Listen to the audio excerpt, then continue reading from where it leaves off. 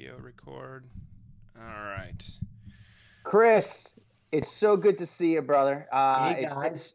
It's great to have you, man. I always say, you really are, in some ways, you're the most feared person to walk into a room. Is that correct? Yeah. I can't think of any two other people. I can't think of another person currently alive that I'd be more afraid if they walked into a room right now. Whenever somebody comes to the door, soliciting something, they're speechless. They don't know what to do. They just kind of back up slowly and disappear. I was going to say, you'd be like, anymore. You'd be Grubhub's worst nightmare. They show up, they're like, wait a second, I've got a bag of food and I'm at this door, and Chris Hansen answers. What are you doing here exactly? But you're killing it on Cameo. I think you're like, you got to be up there as one of the busiest people on Cameo because it's such a great cameo. I'll tell you what, it's, they talked me into doing it, and, I knew it would be potentially a good thing for fan engagement, but there is no other way that a guy like me can reach out organically and connect with fans and followers in such a way. And it's been really a cool thing from, being able to show my comedic side, such as it is, to, being able to just share some experiences or impart some advice, I guess. And it's really been amazing. The response has been overwhelming, and it's fun to do as well. What's the number one request you get from people? Well, it's the Predator Monologue.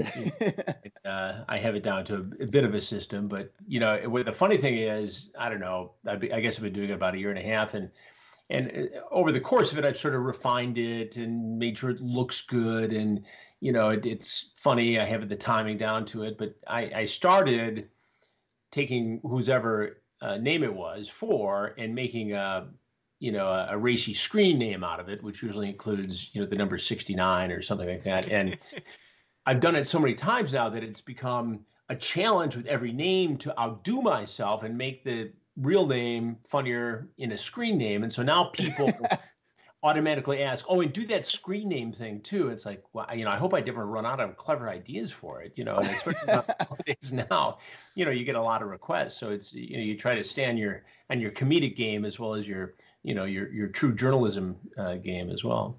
Yeah. So let's start from the beginning, Sure. You started working at Dateline and you covered tough subjects. You covered the Columbine High School massacre. You covered the Oklahoma City bombing, the Unabomber, the TWA flight, and more. Did that have effect on just your regular daily life? Because you're so invested in these subjects, did you just have a real, kind of just like a negative outlook on humankind? Because it is a little bit tough on someone. Because I know from maybe Dex, me covering entertainment news for so much, I would be like, man, this is just, you start to not realize it's such a business. And it just, you're, again, doing more world news and more stuff that matters where we're doing stupid tabloid stuff. But Adam, let him answer the question. I know. I just kind of venting about my own life, but yeah. That's all right. Yeah, but it's, I've covered investigative and crime stuff for, almost 40 years now, and you can't let it dictate your attitude towards the world. And I've always tried to stay pretty optimistic through it all. Yeah, there's no question. You come home after covering the Newtown, Connecticut massacre and 20 kids killed and 6 faculty members. It was just the anniversary of that a few days ago. Yeah, it makes you really dig deep and think about humanity and how one human being could do this to so many others. I started as a reporter at 18 years old at Michigan State University covering various things around campus. And, my interest in crime investigative stuff just kind of grew from really having Jimmy Hoffa kidnapped a mile and a half from where I grew up as a kid and being fascinated by it, and the investigative reporters and the correspondents who were on the scene and the cops and the FBI agents and the mystery and the intrigue of it all. And I, sort of got bit by the bug then. But you're right. Virtually every major catastrophe that's happened on my watch, I've had a piece of in one way or the other. And it gives you I think a broad sense of what the worst part of humanity can be, but also how people survive. I interview these young women who have been traumatized by the different guys I've investigated and am investigating right now.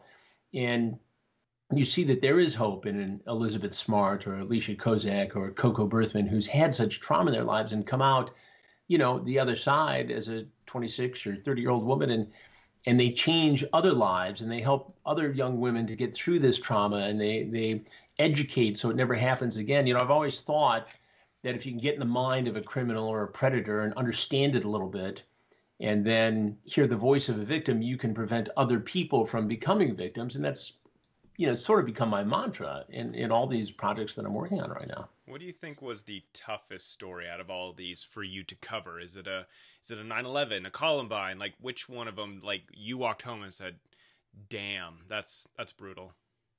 Well, 9/11 changed everything for me, because it wasn't just a terrorist attack, in Yemen, or, at a U.S. embassy in Dar es Salaam, over in Africa. It was in my city, where I worked and lived, where I could see it from my office. And you really walked around New York in those days, and you guys probably, are hip to this, either from being there or knowing people who were there. And you wondered, should I walk on the side of the Metropolitan Life Building or the Yale Club, because which is the most likely target to be hit by the next terrorist attack? It wasn't in our minds then, in 2001, will it happen again? Could it happen again? It's, when is it going to happen again? You go to Washington, D.C. for an interview, and you see, armored anti-aircraft missiles, along the Beltway. It's like, oh my God, what is this? You get on an airplane, and the flight attendant says to you, you guys sitting up front here, you're my last line. I'm going to count on you. Can I count on you if something happens? Like, we're going to help thwart a terrorist attack. And so it took a while to get through that mentality and the anxiety that so many people had. And, obviously New York, around the world, but in New York and Washington, D.C. and everywhere else that was impacted by this. But that has to be, that was our Pearl Harbor. That was our generation's, World War. Obviously we've had wars, and some of it grew out of the 9/11 terrorist attacks, but without a doubt, that's the most life-shaping, career-shaping event that I've ever covered, for sure. As a journalist, break down your job. Like, are you writing your own script? Are you like working with the editors to cut the shots? Are you trying to find the angle with it? Or, how does it work, for someone who doesn't understand what you exactly do? Each story is different. The big projects I'm working on now for Discovery Plus, the streaming service, I help conceive them. I end up on some of them being the executive producer as well as the talent and appearing in it. I help bring the people in to agree to do the interviews. And then, I have some input, depending on which project, on scripting. Some of it's hands-on, some of it's written by a producer who knows how to write for me. I work and have worked with producers over the years who I can change the script for the sake of changing it. I don't know that I can make it any better. I may tweak things in the booth as I record it, but I've been blessed with so many different producers and talented behind the scenes people that they write in my voice, after a period of time working with them. And it's, I don't tend to change things for the sake of changing. In the old days when I started out, when we used 3/4-inch tapes to edit, I would sit in the editing suite and I'd cut my own stuff. It wasn't particularly great looking, but it passed for TV from, the state capital of Michigan at TV 10 Action News in Lansing. But, for me to go in and tell an editor who's, at a cinematography level, change this shot, do that shot. I may say once in a while, or what about this or what about that? But, I mostly look on at the level of stuff I'm doing today in awe of the professionals with whom I work, because there's no way I could cut something like that. I know what I like. I may make a suggestion, but these people, these men and women are the absolute best in their field. So, it's very much a collaboration, but each project's different. If I do something on the YouTube channel, it's just me. It's my interview. I have a producer who's great and takes care of a lot of it, and that's wonderful, and handles the technology that I don't understand. If it's the podcast, Predators I've Caught, that's me with a producer and a, executive producer thinking about, okay, what do people want to know about the rabbi, David Kay, who has become iconic for getting caught in a kitchen in suburban Washington, D.C., in a Predator investigation. What don't people know, and how can we take them behind the scenes and inside the story, and what has happened since the story? So, everything is a different sort of collaboration, but everything is, hey, wait, you forgot that, or what about this? Or, you can never be your own editor because you'll miss something, Is it a pretty competitive atmosphere inside these newsrooms? Because Adam and I have worked in an entertainment newsroom before, Sure. and it's obviously a different beast. But, working inside this like news style newsroom, is it like you're all fighting to get the best stories, or like you have your beat and no one else kind of stomples on that?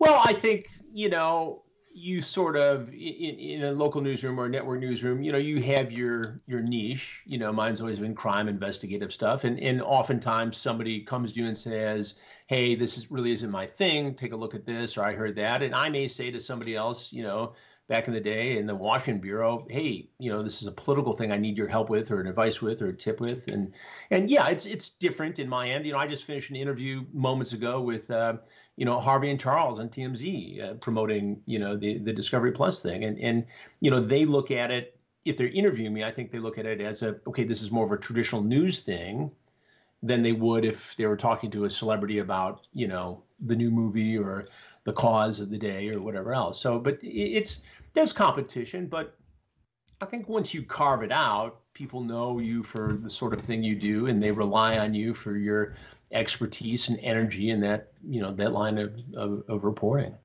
What was your most dangerous experience while covering a story? This is going to sound funny, but I've been around the world. I've been in Africa hunting scammers, and India hunting child slave labor people, and Cambodia hunting people who ran brothels with 6, 7, 8-year-old girls forced into sexual slavery. Got out of that really without a scratch. The last 2 times I almost got my ass kicked, literally, were a few years ago doing a story on bicycle thieves in New York City and counterfeit Mophie salesmen in a mall in Connecticut. These guys just erupted into violence. So in terms of, hands-on, face-to-face danger, those are the 2 things. But, I think, do you honestly... do you have a team that's there to protect you in case someone goes nuts? But you confront somebody at a mall on a Mophie sale, you don't anticipate trouble, so you don't have somebody there. And this guy wanted to... I'm dancing on my feet and, don't do that. Don't touch my cameraman. But, yeah, there's obviously, the Predator thing is always, very fluid, something you really have to pay attention to. When do you step aside and let law enforcement take over? I mean, again, we just finished another Predator investigation 10 days ago, and, it all went smoothly. Everybody did what they're supposed to do. But, something tips the wrong way, you do need to know when to get out of the way and let law enforcement do their job. And that's something that it's different every time you do it. Have you ever physically been assaulted though? Like I know someone's kind of acting like they want to punch you, but has anyone ever actually made contact? No one's ever gotten the lick in that I can remember, and I would remember. But it's I've been threatened. I mean, honestly, unless it's a spontaneous situation in a Predator case or something where you're confronting somebody and they lose their temper, we have the drop on them. We have the element of surprise. By the time the guy figures out what's going on and that I've cut him from ear to ear in this interview, he doesn't even know he's bleeding for 2 days, and then, they start to get mad. What I worry about more is, after the fact, or somebody stalking you or something like that. And I've had situations like that, and law enforcement is always very good and very responsive. And there have been some prosecutions and restraining orders because of it. But generally speaking, people know better, that nothing good is going to come from threatening or throwing a punch, at me. It's going to be an overwhelming response that's just not going to play out well for them. Yeah. So obviously, if you're listening now, Chris, started working with Perverted Justice, and he hosted this series that To Catch a Predator that became a huge success. But if you go on MSNBC, they always have like marathons of it. Were you surprised? on how popular the show became? Yeah, I mean, I thought we'd do it one time and that would be it. It was never conceived, Adam, as its own show. It was a story idea that I pitched for Dateline and wrote it up, and they said, well, this is interesting. And Perverted Justice was making some news online, doing what it does, which was, posing as kids online. And when a guy hit on them and solicited sex, they would post his picture online. And I thought, well, if we took that a step further and had them as decoys, and we wired a house with hidden cameras and microphones, and the guy came in, it could be pretty compelling. I mean, if I had pitched a story on computer predators where we just had video of somebody typing on a keyboard and some, tragic but anecdotal stories from parents and kids who were abused, that's 2 minutes on nightly news. But what I realized is that, we could use our smarts, our knowledge, our, enterprise news sense to get behind the scenes and infiltrate this crime in a way that it was never exposed before. And we took people inside the room, inside the guy walking in his head, in my head in a way, and watched this interaction between me and a guy who's figured out he's busted. But the first one we did, which has now been, 16 years ago, in Bethpage, Long Island, I got hung up in traffic getting there, and my mind is wandering. I'm thinking, what if we just spent, $50K of NBC's money at the time, and nobody shows up? It's not going to look good for me. And everybody knew it was risky, but 2 seconds later, Lynn Keller, my producer at the time, called and said, where the hell are you? We've got 2 guys ready to show up in 45 minutes. You need to get here. And over the next 2 days, 17 guys showed up in that first investigation. One guy who surfaced was a New York City firefighter. So I thought, wow. And, it took a while to just kind of let it all soak in and figure out how we're going to do it. And it happened so quickly. In fact, the first guy came in, it was fine. The second guy came in, confronted him, find out. And these 2 early cases, we didn't have, police there in a parallel investigation. It was just us. Now, we obviously generated some successful prosecutions in those 2 first investigations, but it was just us, and we're figuring it out as we went along. So I get to about the 3rd guy, and I walk out with the wrong transcript. And I said, it says here you wanted to do this, that, and the other thing with a 13-year-old girl named Suzanne. No, it's not me. Excuse me. Went back. And a 14-year-old girl named Bethany. No, it's not me. A 13-year-old girl named, Sue. Yeah, that's me. Okay, very good. Actually, when I wrote the Predator book, NBC did a special, and they cut all that together so I could actually see it for the first time as it actually happened. And it was, undeniably one of those comical moments, but not trying to be. It just was. Just happened. It was happening so fast and so furiously that the transcripts got all bollocksed up on the dining room table, and I just grabbed the wrong one twice in a row. I finally got the right one. So yeah, that's me. Okay, good. Well, that's so funny. Because I want to know, how did you always audition the people to play the 13-year-old, 15-year-old actors? Because I always wanted to audition for that part, and I thought it was like a great role. I could play the role of some kid. And but who were those people? Well, they were different in the different investigations. That was a joke, by the way, guys. No one laughed at that, but I thought that was funny. Yeah. Chris did it. He's like, I hear that all the time. But that's, I joked. No, you would have been fine, Adam. Those dimples for sure, man. Dressed you up in a hoodie or something. We could have made that work. That wouldn't have been a problem. But no, I think the one who, obviously there was Del Harvey, who was, a member of Perverted Justice, who was very good in the early investigations at, being either a boy or a girl, and just spectacular at it, and sort of aged out a little bit. And then the next most famous one, I think, would have been Casey, who it just so happened that we were renting a home on the Jersey Shore to do an investigation, and we always look for, 18, 19-year-old boy or girl who, looks younger, who may be a theater student or a police cadet, somebody who was hip to what was going on. And that's usually what we do. Well, we asked the owner of the home from whom we were renting this big place on the shore, And he said, well, my daughter's in college. She's a theater student, and she looks a lot younger than she is. I said, well, or I didn't say it. Lynn Keller, my producer, said, and said, could we talk to her? And we hired her to do that investigation, and she stayed with us for several after that. And she was just very good at it. And what the decoy, of course, and we had some acting students and some a police cadet in one of the recent ones in Fairfield, Connecticut.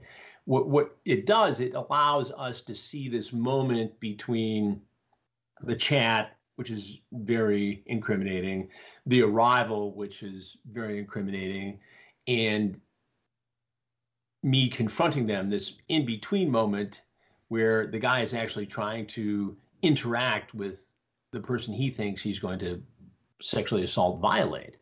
And it's created undoubtedly some creepy moments, but also some very insightful moments on where these guys' heads are at. Coming in for the hug. One guy goes to the bathroom, the decoy leaves, I walk out, he walks out of the bathroom, I'm there. That's startling to say the least. And it's again, it's edgy because you got to find the right person to do it, but it's very telling. It's great. It's so. I mean, I know I don't want to laugh, but you can't help but laugh at it. I was just watching. I was with you coming on. I wanted to watch some old videos and just kind of remember some of them. And I saw the one guy who was eating pizza and just so confused the entire time. Jeff Sokol, yeah. He this is a guy who showed up with a marriage contract. Yes, the marriage contract that he had, somehow concocted in his mind that it would not be illegal if she signed this, and they had sex, a 13-year-old girl. And what's he thinking about? Drives all the way from Boston, to Fairfield, Connecticut, for this, and he marches in with the pizza, and offers me a piece and the crew a piece, and some of these guys, and we'll, in the podcast Predators I've Caught, we'll get into him and so many others. Now that I've started to dig into this for the purposes of the podcast, which the first episode is out now on Apple Podcasts, you start to realize that so much has happened with these guys that I didn't even know about. We're talking about a base of 400 guys, right around there, who've surfaced in these investigations. What did they do afterwards? Did they clean up their lives? Did they go straight? Did they get, deported? Every one of these is a fascinating story in and of itself. Do you have these guys on the podcast, or you're just giving an update? It's me going through it as of right now, the way we're starting it, and it's been really interesting to me to go back through all this stuff and to solicit information from members of the so-called TCAP community, the To Catch a Predator community, and there are very loyal people who keep track of these guys, and they have websites and chat groups, and they're very, very loyal to me, and they're very helpful in this endeavor. And so I have a lot of contact with these guys, and they, keep me posted on who's doing what. Of course, we do our independent research, but, we get information from a lot of different areas, but it's just fascinating what's happened to these guys since then. And it's a never-ending source of material for a podcast, clearly. Have you ran into any of these predators again in real life outside of the cameras being around? And I'm not even talking like a stalking situation, just someone. No, I know what you're saying. I'm shocked that I haven't in an airport or something like that. I mean, the closest that I came to it was, in the Fairfield investigation a few years back. One of the guys who showed up was a fellow who I had met on the commuter train when I lived in Connecticut and commuted into the city. And he looked familiar. I hadn't seen him in a couple of years. And he looked familiar. And I thought, who is this guy? And he walks in, he says, Chris, no. And the crew all thought that, he just knew me from TV. But I said, that's Choo Choo Charlie from the train. I know who he is. And he was, I talked to him years later and asked him to do an interview, and he politely declined. But that's the closest as I've come to that scenario. But I mean, who knows who I've passed without knowing it. But, when you consider, 400 guys across the country, the odds are good that at some point I'm going to be somewhere and see someone who got. Well, has anyone ever actually thanked you for stopping them before it actually continued on and they got themselves into even more trouble? Yeah, there were a couple half-hearted thank yous during the investigations when I finished up the interview and before the police arrested him. I don't think they were that thankful when they were all the way in cuffs. I just 10 days ago in the Genesee County, Michigan sting, I had guys, well, thank you. I'll never do this again. I said, what do you think should happen to you? As I often do, and said, well, I think that I should just be let go. I've learned my lesson. I'll never do it again. I see how this looks, but you have to understand, Mr. Hansen, that I was really only there to make sure the girl was okay and to set her on the right path, that she shouldn't be communicating with adults and setting up meetings in a hotel room or a house or whatever. She's too young for that. And I said, you know how many times I've heard that story? And of course, when they realize they're going to be, taken away in an unmarked police car and fingerprinted and prosecuted, they're a little less thankful, I think. Was there any issues though? Because I heard there was issues with, everyone I guess the people who came to the house got arrested, but when it came to the actual getting, what's the word? Prosecuted. What was there any issues with the prosecution of some of these No. people? Like, were they able to get out of it at all, or they're Nope. as soon as they got in?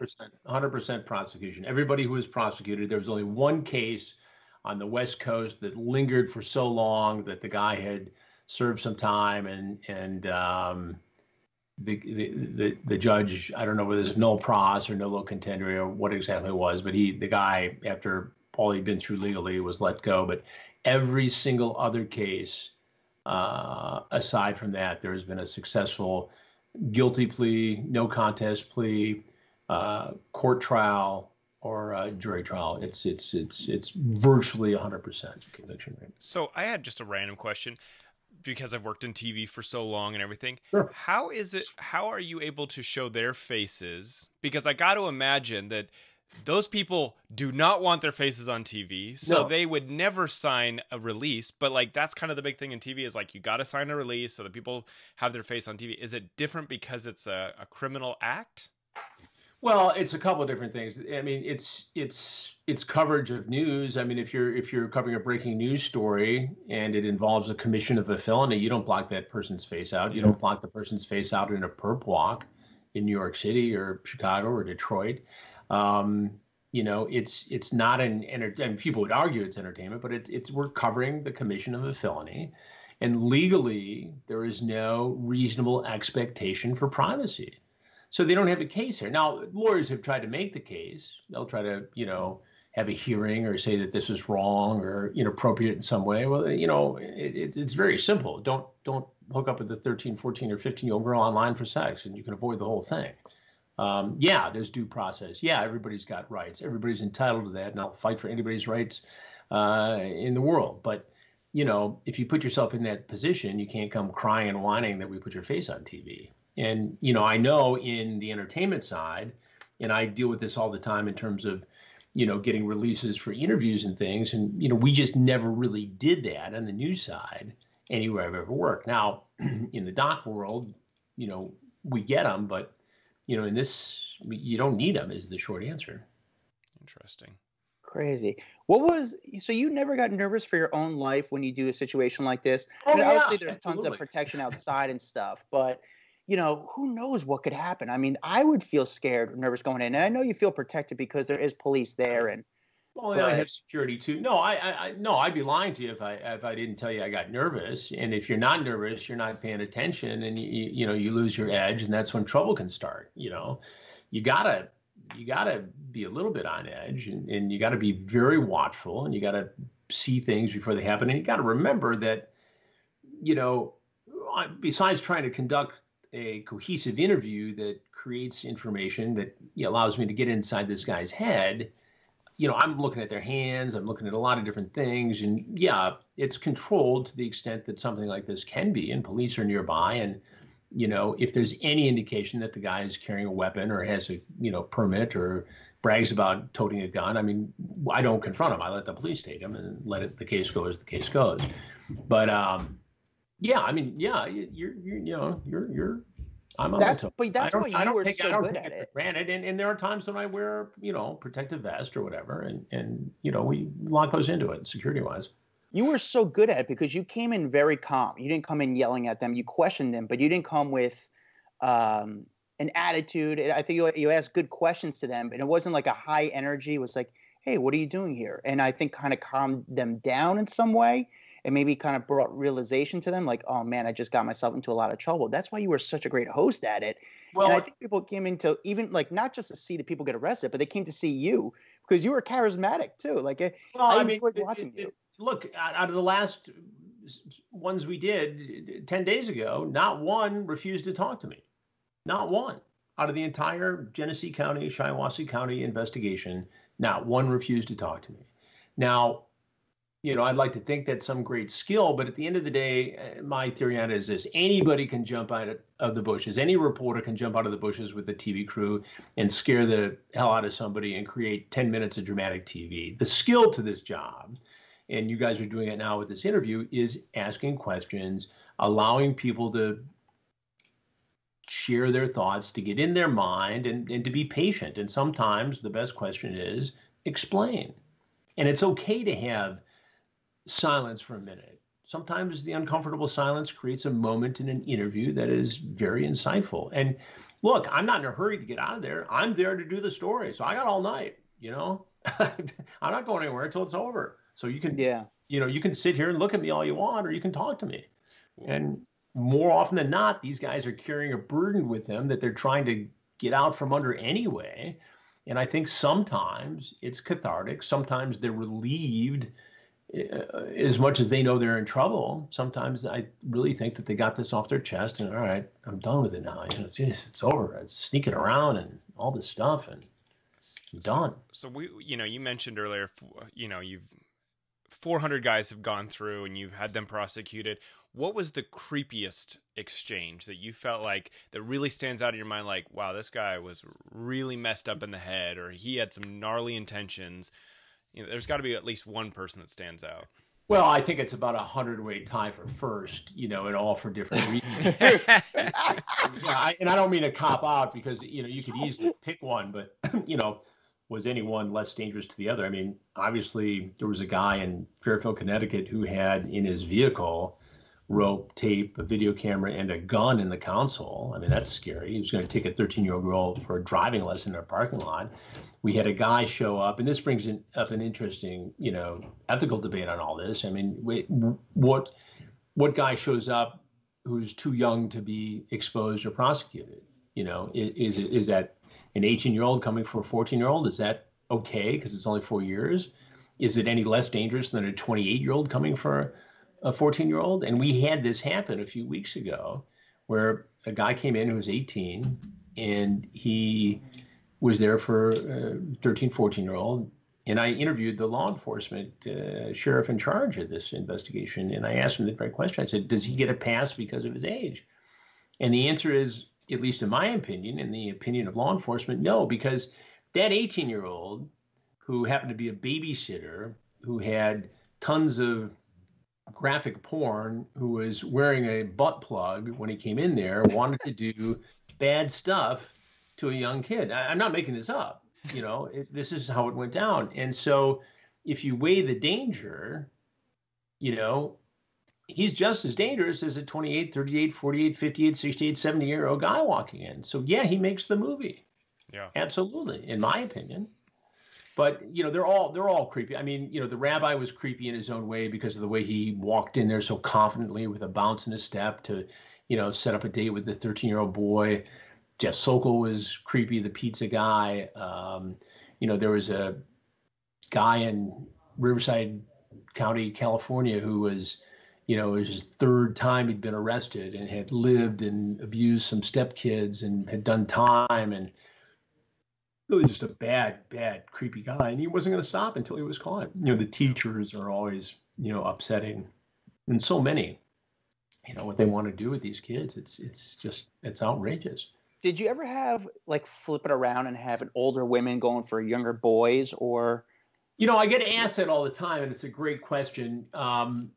We just don't see, there are some anecdotal cases, and I wrote about it in the book a few years back that I wrote, but generally speaking, the psychiatrists, therapists who work in this world say that when you talk about female predators, you're more likely to see the teacher going after the student. Female predators do not typically like the anonymity of the online interaction, where male predators get off on it. They like it.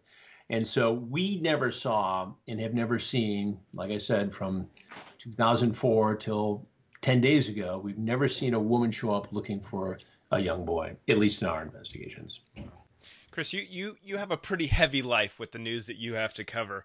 When you want to turn it all off, you sit down on your couch at night, you turn on your TV. What the hell do you watch? Do you watch like a Catfish because it's in your line of field, or do you watch like the Queen's Gambit? No, I watch a lot of sports. You know what I was into though, that we were obsessed with in this house, and the older kids especially were obsessed with, was Fargo this season with Chris Rock. Yeah.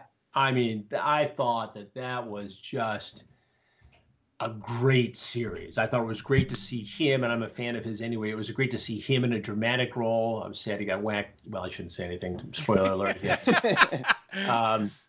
that part out. No, but I mean, the cast was brilliant. The storyline was brilliant. The writing was brilliant. The shooting was, just great and grand. And the only problem with that show, quite honestly, is that, because it was FX, it runs a little late. They don't have to be out exactly at, specific times. They had commercials, and you finish watching it on a Sunday night, and you're sitting there, it's like 11:10, and you're like, all right, how am I going to go to sleep now? Because it was so, again, though, it's intense stuff that you're watching. I'm kind of surprised. Yeah, I'll zone out to sports and music, and the average day, if I, because of the pandemic, there's a lot of working at home for all of us, and a couple of my production offices are just, you can't get in there unless you're absolutely the guy editing. So I've done a lot of work from home, and so you end up with the TV on all day, and obviously the news in the morning, the GMA, and then,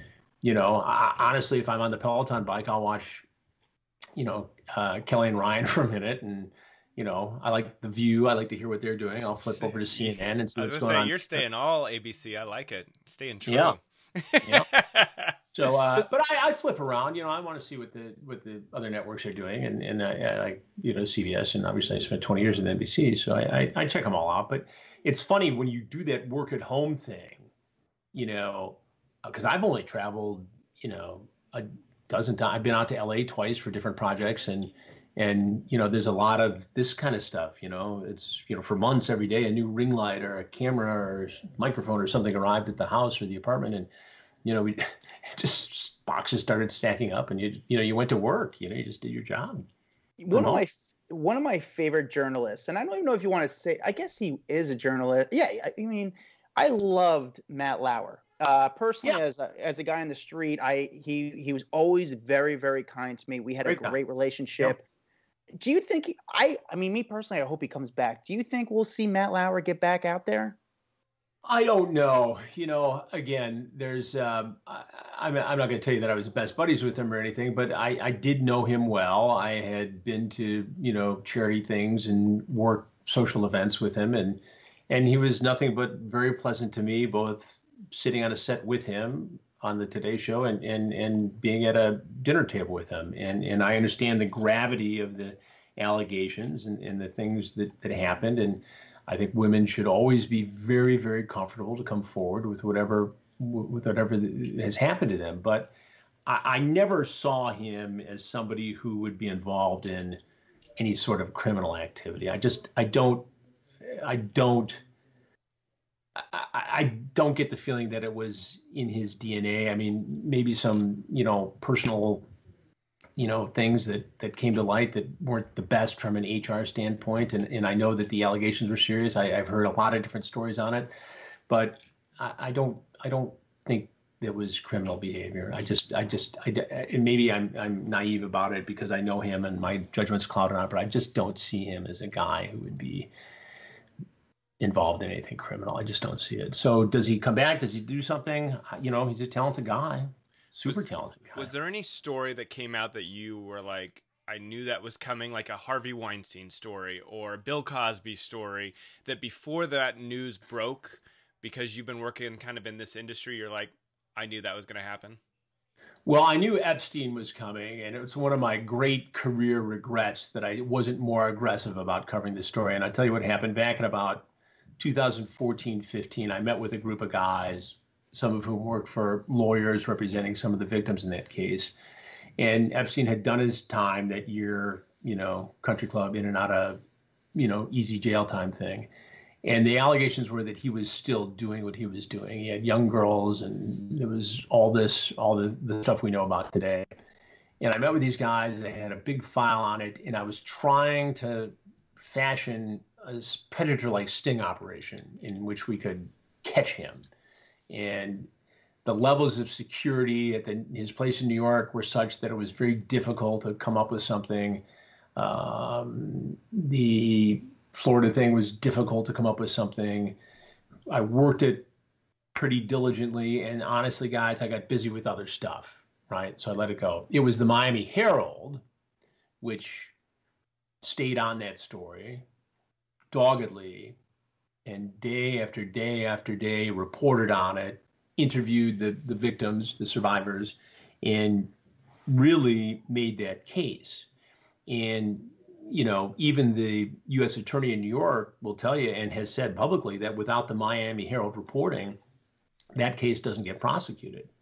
So yeah, I mean, it's a lesson there to stay on for journalists and people who do this sort of thing, to stay on top of it. And that's why I've got 2 or 3 things coming up very soon that I'll be able to talk about soon, where we just keep chipping away at it. Big cases, and the Onision case that's coming up on January 4th on Discovery Plus. I mean, that is an example of it. It's something that I first came across doing the YouTube channel, which I sort of started doing just to have a presence in the space. And all of a sudden this thing blew up on the Onision story, this other YouTuber who is accused of, bullying and predator behavior and victimizing and videotaping the victimization and putting it out there. Suddenly this has turned into a major series on Discovery Plus streaming. And it's one of their first big stories, big shows to come out on January 4th. So, that's an example of just sticking with it and chipping away at it. And we're that was a very quick turnaround, and we're still months and months and months putting it together. But it's going to have impact, and I think there'll be some justice after it airs for the victims here, the survivors. So yeah, tell us about this Discovery ID show. I mean, this is a brand new show for you. You've hosted many shows. Tell us a little bit more about this show. So it's Discovery Plus streaming. So it's our new streaming service that rolls out after the first of the year to compete with, Netflix and Amazon Prime and all the others that have become so popular. And I've done a lot of work with ID over the years. I had a series for a few years over there, Killer Instinct with Chris Hansen, and they're really good, smart people. And I've been doing the Onision story on the YouTube channel, and this thing all of a sudden, I wake up one day and I've got 320,000 subscribers, and some of these videos with his victims have millions of views, and it's like, oh my God, I've got this entity that I've got to now feed and work on and report. And it evolved and got better, and we covered a lot of different stories ultimately, but Onision was the main one. And so I was having lunch with the executive at Discovery, and I explained to her about this story. I told her about it. And then 2 weeks later, we had a meeting with executives. And 4 weeks later after that, we had a green light. And so, I got together with Blackfin Productions, the same folks who did the Aaron Hernandez story and so many other incredible, pieces of television and cinema that they've done. And we collaborated on this and a couple other things. This is the first one that's coming out, but it's an amazing look, not only at how somebody can get away with this.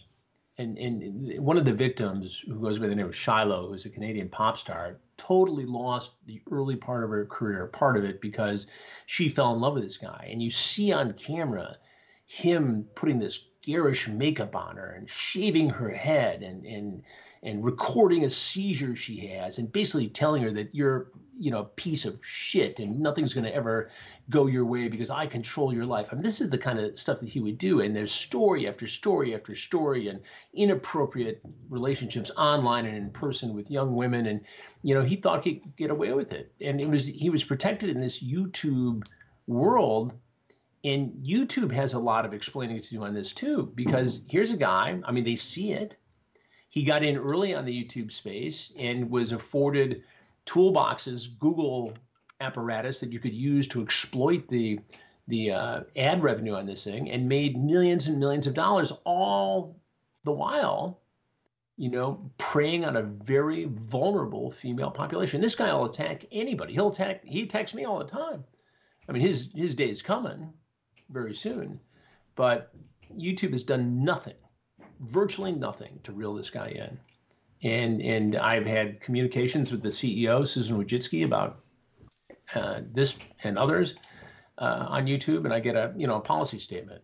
We don't comment on certain things. I mean, they'll comment on some goofy, hi, we're doing a YouTube event, but they won't comment on the real problem here. And it's going to become an issue. And they're going to, once this airs on January 4th, they're going to have to come up with something here, because it's beyond the wild, wild west. You think that when this does air, they will have to change their policies? I think so. People are going to be outraged at what they see on this. Not only is it some of the most amazing television, and I gotta give credit to Blackfin, because Gino McDermott there, and Stephanie Naines and Grace Miller, who was the showrunner. I mean, just I literally today, as we record this, I watched the first of 3 parts, and there'll probably be more after these air. But it's some of the most powerful television I've ever been involved in. Absolutely, hands down. Wow. Well, I got to say, great, as a father of a daughter, thank you for everything that you do out there, because my pleasure. We're going to keep doing it. A lot more work to be done, guys. Exactly. And thank you. He's one of the best. Yeah. Thank you for your time today. For people out there, go Thanks check out his podcast, Predators I've Caught. Check out his show on Discovery Plus, and I am excited to see how this goes down after January 4th. So good luck with everything, man. You and me both. All right, guys, you stay safe, stay healthy, and I'll see you soon. Chris, can you do us one quick? Can you just do something about a commercial for Hollywood Raw Pod? Just say, hey, these two, we got these 2 creeps. Oh yeah. Yeah. You ready? Yep. Yeah.